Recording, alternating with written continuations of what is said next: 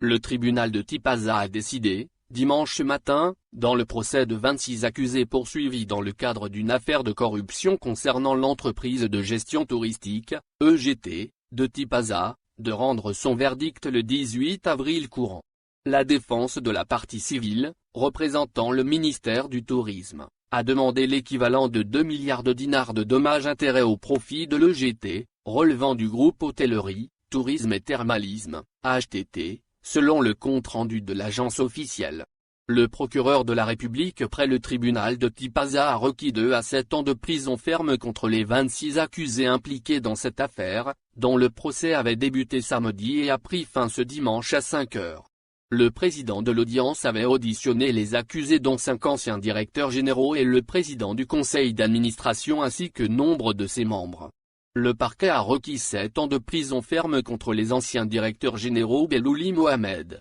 2014-2016, et Kaoula Yassine, 2017-2020, ainsi qu'une amende de 500 000 dinars pour chacun. Il a requis une peine de 5 ans de prison ferme contre le président directeur général de l'EGT, Bar Aziz et l'ancien directeur général Chiaraba ainsi que les cadres centraux de l'EGT, Kaouane Nouroudine, directeur des finances et des moyens, Maglati Samia, directrice technique, Abdelak Sadouni, chef de projet, outre une amende de 200 000 dinars pour chacun. Le parquet a requis une peine de 3 ans de prison ferme à l'encontre de 3 autres fonctionnaires dont la directrice de la modernisation à l'EGT, Drawash Adjira et l'ancien directeur général par intérim, Aglouchi Mohamed, 2016-2017, ainsi qu'une amende de 100 000 dinars pour chacun. Le collectif de défense a plaidé l'acquittement de ses clients notamment les membres de la commission des marchés qui ont rejeté toutes les accusations qui leur sont portées, d'autant qu'ils n'étaient pas habilités à émettre des décisions d'attribution, relevant des prérogatives du directeur général, avec l'aval du conseil d'administration.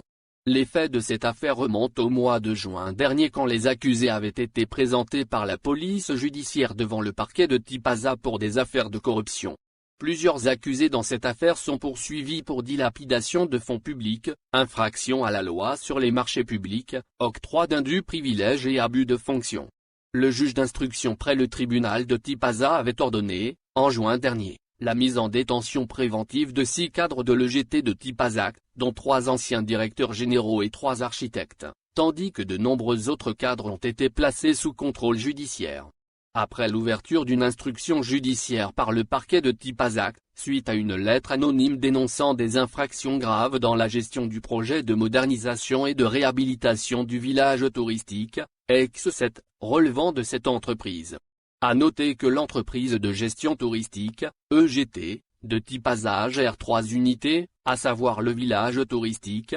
ex-7, la Corne d'Or et Matar. L'entreprise a bénéficié, au début de la décennie écoulée, d'une enveloppe de près de 4 milliards de dinars, portée ultérieurement à 5 milliards de dinars, dans le cadre d'un programme national visant la réhabilitation des complexes touristiques publics. Suite à quoi, il a été décidé de conclure une convention avec le CPA pour financer le projet d'un crédit à long terme, renfermant 5 axes, matériaux, travaux, études, formation et réalisation de nouvelles activités. Les fonds devant couvrir les 3 unités touristiques, la Corne d'Or, Matar et le village touristique, conformément à l'étude technique, selon l'arrêt de renvoi. Les différents responsables qui se sont succédés à la tête de l'EGT avaient présenté plusieurs fois des demandes de révision de la valeur des crédits alloués aux travaux de modernisation du complexe Le 7, dont le montant était passé de 1,5 milliard dinars à 3,5 milliards dinars,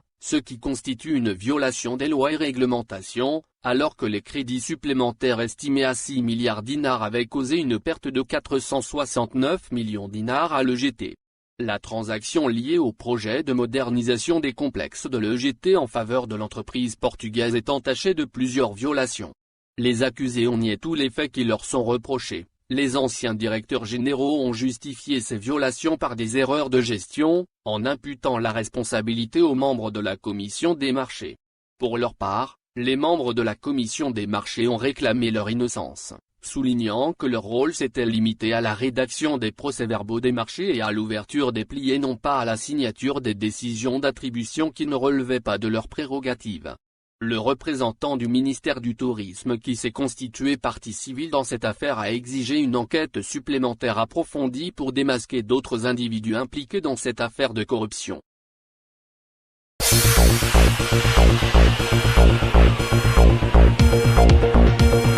Lors de sa rencontre périodique avec les médias nationaux, le chef de l'État Abdelmadjid Tebboune a abordé plusieurs questions concernant la situation politique et économique du pays. Dans le volet économique, Tebboune a abordé la question des fonds en circulation dans le marché parallèle. Estimant que nul ne détient le chiffre exact de l'argent en circulation en dehors de circuits officiels, il avance tout de même le chiffre approximatif de 6 000 et 10 000 milliards de dinars. Pour ce qui est de la proposition de changement de la monnaie nationale pour drainer les fonds en dehors de circuits bancaires, le chef de l'État a répondu qu'une telle démarche sera sans résultat, expliquant qu'un changement de la monnaie nationale entraînerait de longues files de citoyens molestes et non d'hommes d'affaires venant échanger les montants à coups de milliards. À propos de dossiers automobiles, Tebboune a affirmé qu'il sera réglé durant le semestre en cours. Selon lui, l'expérience passée de monage automobile n'a donné aucun résultat et nous a coûté une fortune, assurant que l'Algérie passera vers une autre expérience qui s'appuie sur le véritable monage automobile.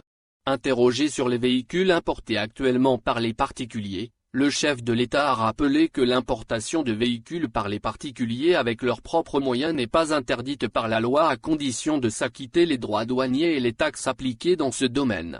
S'agissant de la question des importations, le président a souligné qu'en 2020, l'Algérie a réussi à réduire les importations de 10 milliards de dollars par rapport à 2019, en dépit de la pandémie et ce, grâce à la protection, à la maîtrise de la surfacturation et à l'application d'un contrôle plus sérieux de certains services. Pour ce qui est des stocks des produits alimentaires et les capacités financières disponibles pour répondre aux besoins de consommation des citoyens, durant le mois de Ramadan, le chef de l'État s'est montré plutôt rassurant. Dans ce sens, il a fait état de stocks stratégiques suffisants et de moyens financiers permettant, en 48 heures, d'accueillir si besoin les bateaux entiers au niveau des ports d'Oran et d'Annaba. Dans ce sens, Tebboune a mis en garde contre ceux qui exploitent son événement pour la spéculation sur les prix, durant le mois de Ramadan prochain. Le gouvernement a abandonné l'avant-projet de loi portant essentiellement sur la déchéance de la nationalité,